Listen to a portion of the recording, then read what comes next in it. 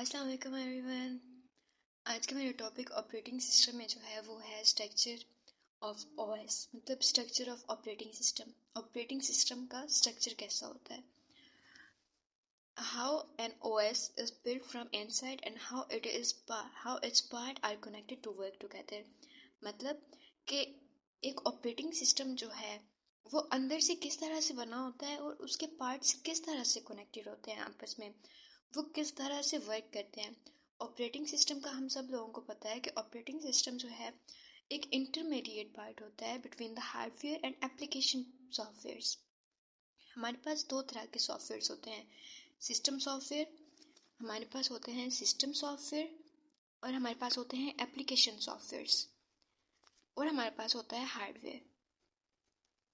Operating system जो है हमारे पास वो हमारा सिस्टम सॉफ्टवेयर होता है जो एक्ट करता है as a intermediate between the hardware and between the application software. Application software हमारे पास जितने भी हमारे सॉफ्टवेयर्स होते हैं like Microsoft Word, like Adobe Photoshop, जितने भी हमारे पास एप्लीकेशन सॉफ्टवेयर्स होते हैं उनका हार्डवेयर से इंटरेक्ट कराने के लिए और हार्डवेयर का एप्लीकेशन सॉफ्टवेयर से इंटरेक्ट करवाने के लिए हमारे पास ओएस यूज़ होता है, हमारा एप्लीकेशन जो कि हमारा एक सिस्टम सॉफ्टवेयर है।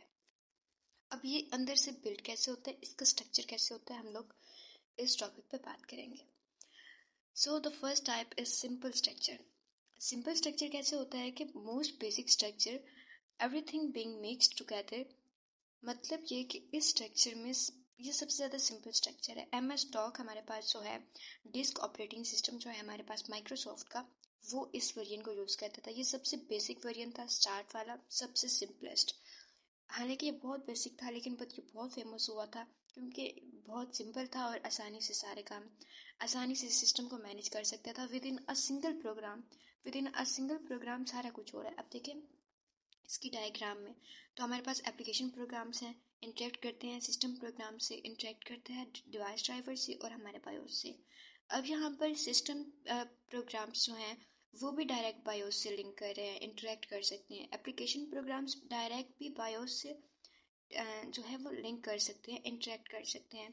मतलब कि हमारे पास हर पार्ट जो है वो दूसरे पार्ट से लिंक्ड है, हर पार्ट दूसरे पार्ट से लिंक्ड है, उससे कम्युनिकेट कर सकता है।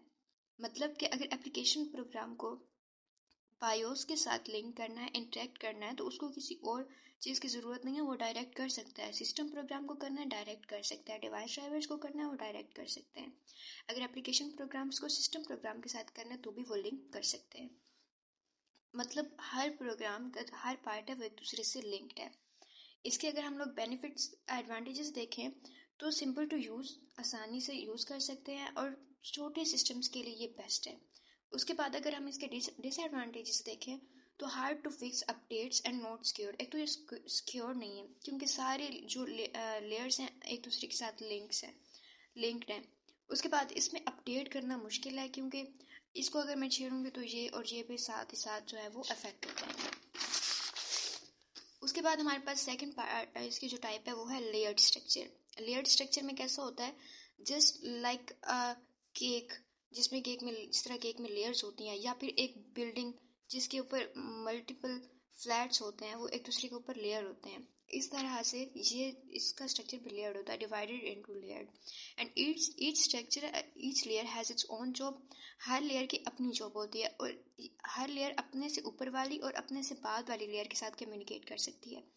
ये इसका इनर लेयर है और ये आउटर लेयर है। यूज़र आता है, यहाँ रिस्पॉन्स करता है, यहाँ इंटरेक्ट करता है, फिर उसकी रिक्वेस्ट इधर आती है, इधर आती है, फिर हार्डवेयर में आती है, फिर हार्डवेयर रिस्पॉन्स करता है, वो इस लेयर में, इस लेयर में, इस लेयर में और इस लेयर में आती है। सिंपल इसका वर्किंग है, यूज़र से इस वे में और हार्डवेयर से इस वे में। अब अगर एडवांटेजेस की बात करें तो इसको अंडरस्टैंड करना इजी है, डिबग करना इजी है, लेयर को सेपरेटली, ये कोई भी लेयर किसी पे भी डिपेंड नहीं कर रही है तो इनको सेपरेटली इम्प्रूव किया जा सकता है।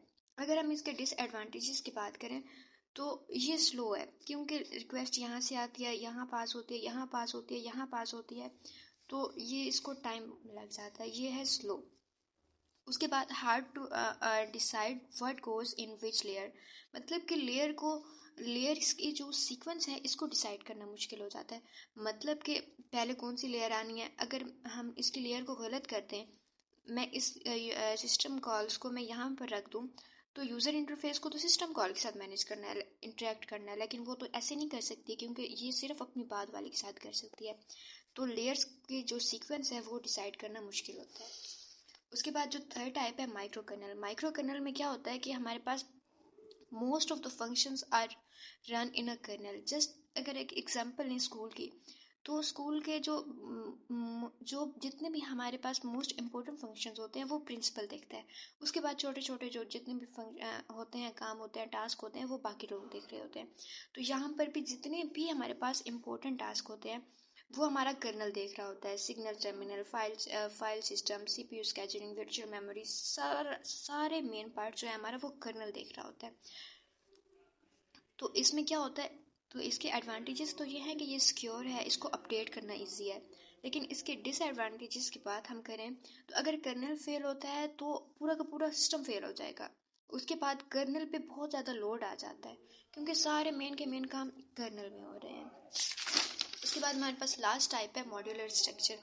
मॉड्यूलर स्ट्रक्चर में क्या होता है कि हर सिस्टम इसके डिफरेंट सेपरेट मॉड्यूल्स होते हैं जो कि इंडिपेंडेंटली कर्नल के साथ ज्वाइन होते हैं। हर कोई अपना इंडिपेंडेंटली काम कर रहा है। स्केड्यूलिंग इंडिपेंडेंट है, डिवाइस ड्राइवर्स इंडिपेंडेंट है, सिस्टम कॉल्स इंडिपेंडेंट है। तो अगर हम इसकी मेंटेनेंस की बात करें तो ये इजी है मेंटेन करने में। फीचर्स आसानी से ऐड कर सकते हैं हम लोग। उसके बाद कोई फीचर रिमूव करना है तो भी कर सकते हैं। लेकिन अगर हम लोग इसके डिसएडवांटेजेस की बात करें तो ये थोड़ा सा कम्प्लेक्स हो जाता है। तो ये हमारे पास 4 स्ट्रक्चर्स थे कर्नल के।